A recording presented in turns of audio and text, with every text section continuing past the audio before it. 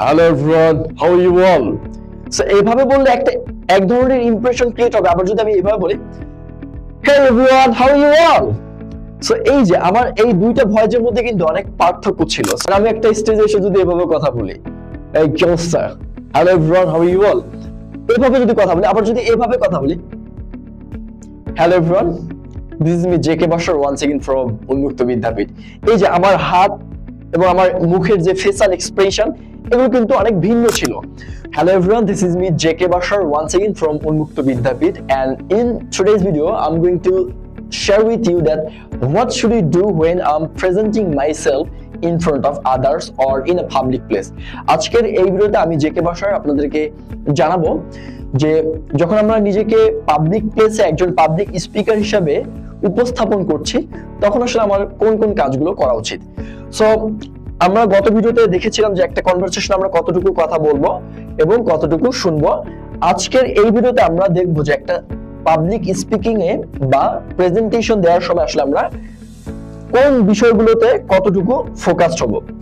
So first of all আমি লিখে রেখেছি যে use positive body language.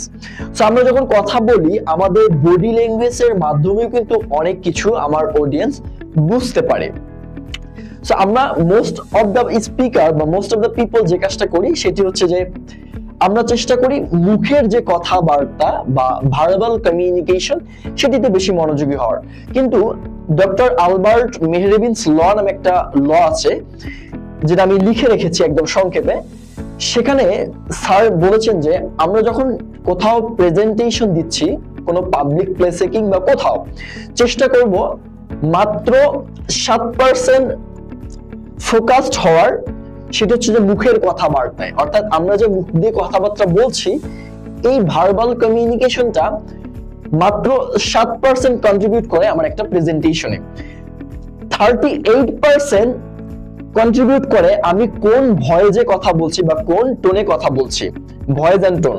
For example, আমি যদি একটা স্টেজে এসে বলি, hello everyone, how are you all? So এইভাবে বললে এক ধরনের ইমপ্রেশন ক্রিয়েট হবে। আবার যদি আমি এইভাবে বলি, Hey everyone, how are you all? So এই যে আমার এই দুইটা ভয়েসের মধ্যে কিন্তু অনেক পার্থক্য ছিল। সো আমি কোন ভয়েস বা কোন টোনে কথা বলছি সেটিও কিন্তু অনেক বড় একটা বিষয় when you are presenting yourself in front of others or in a public place. So 38% depend করছে ভয়েস এন্ড টোনে, and 55% ডিপেন্ড করে আমি কোন বডি ল্যাঙ্গুয়েজ শো করছে। এই যে আমি কথা বলার সময় কিন্তু একটু এরকম করেছি, আমি কলমটা ধরে রেখেছি একভাবে। সো এই যে আপনি যখন আপনাকে প্রেজেন্ট করছেন কারোর সামনে বা কোনো একটা সেশনে, তখন যে জিনিসটা আমাদের মাথায় রাখতে হবে, আমরা কিন্তু চেষ্টা করি মুখের কথা সেটিতে বেশি মনোযোগী হওয়ার বা সেটিতে বেশি ফোকাসড হওয়ার। বাট যেটা বলছে ডক্টর আলবার্ট মেহরেবিনস, যে we should be focused on body language, that আমি কোন বডি ল্যাঙ্গুয়েজ শো করে কথা বলছি। আর আমি একটা স্টেজে এসে যদি এভাবে কথা বলি, এই কি অবস্থা, hello everyone, how are you all, এভাবে যদি কথা বলি, আবার যদি এভাবে কথা বলি, hello everyone, this is me JK Basar once again from Unmukto Bidyapith. এই যে আমার হাত এবং আমার মুখের যে ফেসাল এক্সপ্রেশন, এগুলো কিন্তু অনেক ভিন্ন ছিল। সো আমরা যে কাজটা করব, একটা কনভারসেশনে বা একটা প্রেজেন্টেশনে চেষ্টা করব বডি ল্যাঙ্গুয়েজের উপর বেশি ফোকাসড হওয়ার। অর্থাৎ 55% ডিপেন্ড করছে একটা প্রেজেন্টেশন কতটুকু ভালো হবে খারাপ হবে, 38% ডিপেন্ড করছে আমি কোন ভয়েস এন্ড টোনে কথা বলছি, এন্ড মাত্র 7% ডিপেন্ড করছে যে আমি আসলে কি বলছি সেটি। সো কি বলছি তার থেকে বেশি গুরুত্বপূর্ণ কিভাবে বলছি, কোন টোন এন্ড ভয়েসে বলছি। সো এন্ড অলসো চেষ্টা করব আই কন্টাক্ট মেইনটেইন করার জন্য, একটু মুখে স্মাইলি ভাব রাখার, ওকে, যেমনটা আমি শুরুতেই করার চেষ্টা করেছি। সো এই ছিল আমাদের আজকের এই ভিডিওতে প্রেজেন্টেশন এন্ড কমিউনিকেশন স্কিলের সেকেন্ড ক্লাসে। এছাড়াও আমরা আরো অনেক বিষয় নিয়ে কথা বলবো আমাদের পরবর্তী ভিডিওতে।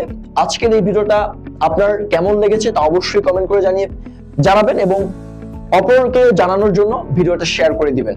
তো সবাই ভালো থাকবেন, সুস্থ থাকবেন, আল্লাহ হাফেজ।